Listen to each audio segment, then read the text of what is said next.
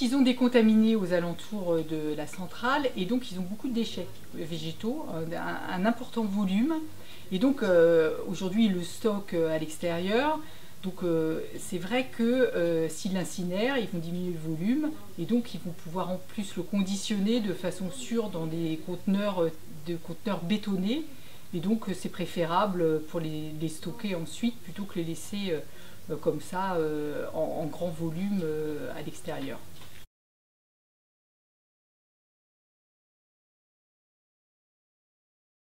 La pratique d'incinérer des déchets, elle est très courante. Elle existe pour les déchets industriels spéciaux, elle existe aussi pour les déchets radioactifs.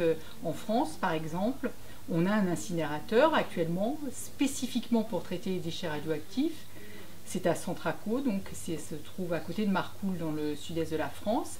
Et spécifiquement, on incinère les déchets radioactifs venant à la fois des centres CEA et d'EDF, et d'Areva d'ailleurs. Enfin, tous les centres envoient leurs déchets là pour qu'ils soient incinérés et ensuite cimentés et envoyés à l'Andra.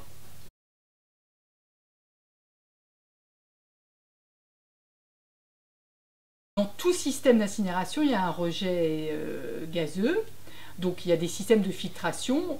Dans les déchets industriels, il y a un certain système de filtration pour empêcher le rejet de particules et d'effluents gazeux. De la même façon, dans le domaine radioactif, on a aussi des systèmes de filtration qu'on appelle THE, donc de très haute efficacité.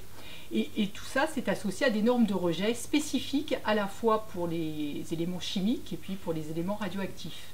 Donc on ne doit pas dépasser, bien sûr, ces normes de rejet qui sont fixées par la réglementation.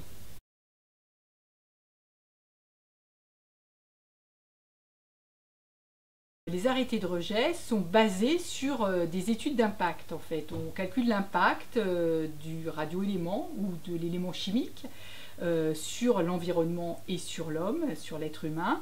Et donc, à partir de là, on définit des critères. Alors, on peut appliquer aussi un facteur 2, voire un facteur 10 pour diminuer d'autant la valeur, de façon à être sûr qu'il n'y aura pas d'impact ni sur l'environnement, ni sur les êtres humains.